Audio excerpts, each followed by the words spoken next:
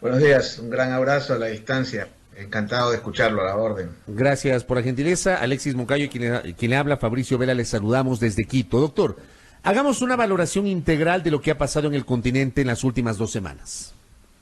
Se están dando una serie de acontecimientos, algunos que se reflejan en las urnas y otros que se reflejan obviamente en la calle, como el caso de Chile, como el caso de Ecuador. Un Uruguay que dentro de su esquema se mantiene, digamos, cerca pero aislado, con una continuidad y sobre todo un tema económico, porque en el caso, por ejemplo, de Argentina, de Chile, de Ecuador, digamos que el factor determinante también es económico.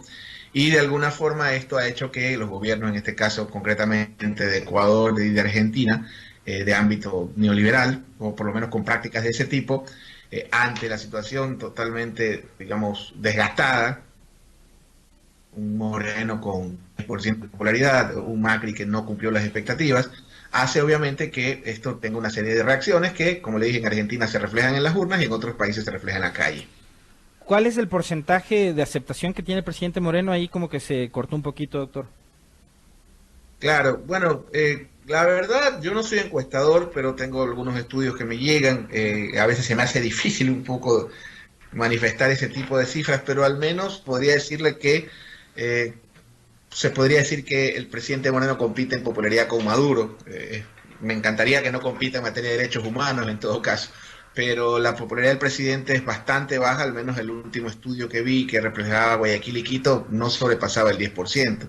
Y esto como para hacer un símil o como para hacer una analogía, digamos que son cifras parecidas a las que parecía Maguate en sus peores momentos. Entonces sí, definitivamente ese tipo de popularidades o ese tipo de aceptación que puede tener un mandatario en el ejercicio del gobierno se refleja obviamente en este tipo de acciones, ¿no? No habría que ser un genio en materia de comunicación para poder determinar las reacciones que tuvo en la calle y la toma de las medidas económicas. Con lo ocurrido, doctor Osvaldo Moreno, en la República Argentina, fundamentalmente allí, uno podría comenzar a pensar en una nueva reconfiguración de las organizaciones políticas del centro hacia la izquierda. Digo, tuvimos un periodo en el cual el progresismo tuvo evidentemente su presencia en los gobiernos de la región, en Argentina, en Brasil, en Chile, en Uruguay, en Bolivia, en Ecuador, en Venezuela.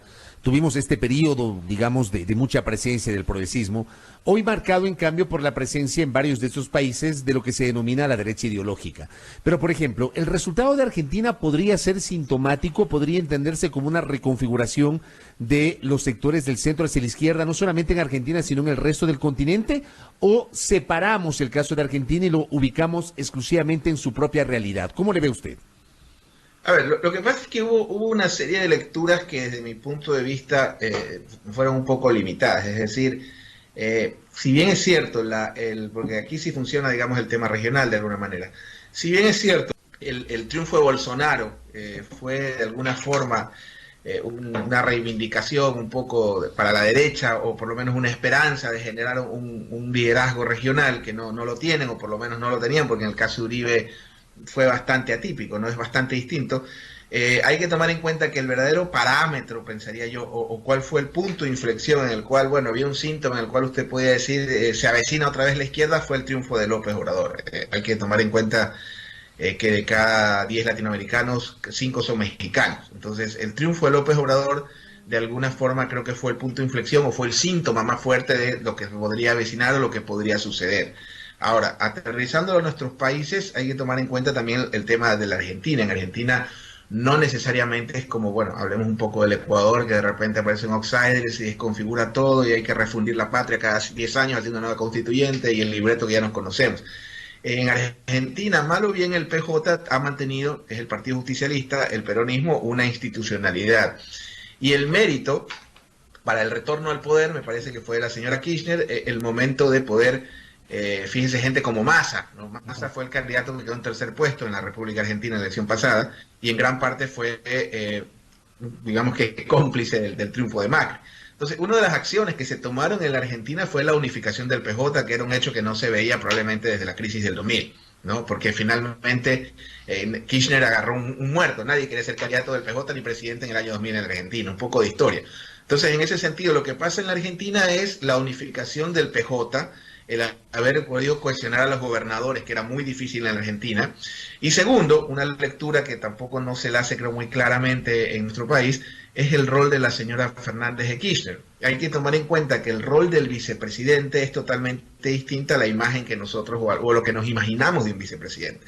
El vicepresidente de la República en Argentina conduce el Senado, preside el Senado, que es una de las cámaras más importantes del parlamentario de la República Argentina. Y hay otro hecho adicional, la gran mayoría, y se lo puedo decir porque lo viví en carne propia por mis temas profesionales en Argentina, o casi todos los candidatos a senadores del Partido Justicialista son hombres de confianza de la señora Cristina Fernández de Kirchner. Es decir, no sé si podría darse un morenazo, como leí el otro día en las redes sociales, porque en este caso la señora Cristina se ha blindado, es decir, preside el Senado, y adicional a eso, los senadores del Partido Justicialista son hombres de absoluta confianza a ella y que le responden a ella. Entonces, en ese contexto pensaría que está un poco blindada la señora Cristina, y no sé si eso de alguna forma va a garantizar la gobernabilidad. Porque Fernández tiene dos papas calientes. La primera, para Argentina es más importante de lo que nosotros pensamos. Digamos que el dólar es el referente más fuerte de la economía. Un dólar que lo tomó Macri a 9 pesos y lo está entregando en 70. Entonces, Fernández tiene esos dos grandes problemas, que es el dólar, y en el caso político, creo que hay mucha fantasía con respecto a la relación con Cristina. Me parecería yo que Cristina lo que va a hacer es desde el Senado ocupar su espacio de tal manera que esté dentro de una cápsula la cual en teoría no la podrían tocar.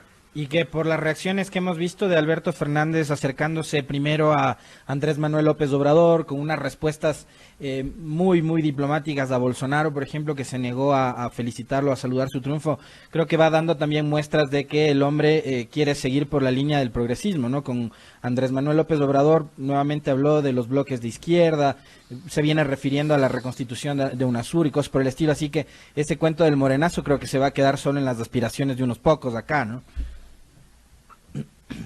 Sí, es decir, a ver, también hay que un poco estudiar, insisto, los procesos un poquito más y menos las coyunturas, que creo que es lo que pasa bastante en nuestro país. También hay que tener en cuenta el proceso que tuvo, por eso decía, el tema del justicialismo en la República Argentina. A muchos se dieron, ¿sí? No es tan fácil, no es cuestión tampoco que por una tendencia regional o por un tema de cambio o recambio va a volver la izquierda. Hay procesos que seguir. Y suponiendo que en Ecuador quisiéramos que en Ecuador va a pasar lo mismo, porque en la Argentina, sí, claro, pero hay una serie de acciones que hay que tomar previamente, y no sé, porque estamos hablando de una izquierda post-Correa y una izquierda todavía sin rostro, ¿no es cierto? Acá en nuestro país las cosas pensaría que son un poco distintas. Bueno, el otro día conversaba con algunos colegas, o la pregunta era con algunos colegas si el indigenismo es la izquierda post-Correa. Hay un gran problema en la interpretación hacia el indigenismo en dos aristas. En una arista de lo que es la cosmogonía indígena, que sinceramente me da la impresión de que no tenemos idea, o sea, el mundo mestizo no tiene idea. Y una interpretación política. Y en la interpretación política hay algo sumamente interesante. El movimiento indígena no es el movimiento político o la agrupación o la tendencia a la que estamos habituados a interpretar. Es decir, y creo que en ese sentido el gobierno nunca tuvo, o hasta el momento ha tenido una lectura clara de cómo es el tema indígena. Ejemplo, usted a Correa lo acusa hasta de la muerte de Sucre, le pone 500 causas, ¿no? Usted declara por decreto que es Satanás y ok, es verdad, el correísmo queda bastante debilitado o minado. Tal es así que hoy día hay 4 o 5 dirigentes que los están descabezando y hasta ahí llegar, ¿no? El Partido Social Cristiano, sin vos decirse ir a Miami y retirarse, es muy difícil que alguien asuma la conducción, sin perjuicio que hay grandes cuadros y gente muy respetable. El movimiento indígena, y eso en parte escuchaba al señor Hernández sobre tesis doctorales, le aclaro, soy candidato a doctor, todavía no, estoy en ese proceso, espero Dios mediante el 2020 ya doctorarme. El movimiento indígena, que de eso estábamos también investigando, es un movimiento, primero, que es horizontal, es una horizontalidad que se refleja en la alternabilidad. Ejemplo, yo he visto 10 coordinadores de la CONAIE distintos los últimos 10 años, versus a lo que usted ve en los partidos que finalmente terminan siendo, bueno, no voy a decir haciendas, pero sí, en parte casi propiedades de sus dirigentes, ¿no? El movimiento, yo al principio pensaba que Isa y Vargas eran los Isa y Vargas que nosotros vivimos en los 90, digamos, en los 2000. No, el movimiento indígena tiene, digamos, una alternabilidad bastante visible. Y segundo, que viene la lectura errada del gobierno, que creo que no tienen idea en ese sentido con qué están tratando, con qué están lidiando. Y la más importante no es como, digamos, como país o al movimiento Jairala lo sacas a Jairala, lo borras. el movimiento indígena es como decía la mamá tránsito, ¿no? Es decir, somos como el pasto del páramo que si nos arranca seguimos creciendo. Entonces, si usted mañana encarcela a Vargas, encarcela a Isa, no les va a afectar mayormente, digamos, en el ámbito de la conducción. Ahora, hay otras aristas también que hay que analizar. Yo pensaría, o estoy convencido de que ni los indígenas ni el gobierno aguantaría un segundo round, ni creo que el país aguantaría un segundo round. Pensaría, es más, recomendaría a este medio, tanto a la CONAIE, que se replegue a buscar una alternativa nacional, tratando de quitarle un poco el pánico a la gente que les tiene miedo, y al gobierno que ya empiece a pensar en una transición ordenada y pacífica en el 2021. Pero más allá de eso, usted tiene cuadros en la CONAIE, obviamente, que se manifiestan en una alternabilidad que yo no creo que les afectaría. Ahora, hay cosas que son irónicas. Si bien es cierto que la partidocracia de este gobierno vendría a ser el correísmo o Correa, de alguna forma el que Correa haya debilitado a estos movimientos sociales, es decir, el correísmo de alguna forma minó su capacidad de gestión, de reacción y de movilización. Eso creo que, acuérdense, está el cambio del decreto de las naciones civiles, el haberles quitado la sede, etcétera, etcétera. Eso de alguna forma me parece un poco irónico, porque tal vez la CONAIE de los 2000 o la CONAIE que nosotros conocimos hubiera terminado probablemente afectando mucho más al gobierno de lo que afectó. Entonces es un poco irónico que ese monstruo que tiene el gobierno, que es el correísmo, ese enemigo declarado, finalmente fue quien debilitó, y me parece que este ejercicio o esto que vivimos en el país, 2 semanas creo que inútiles, porque al final terminaron derogando ese decreto.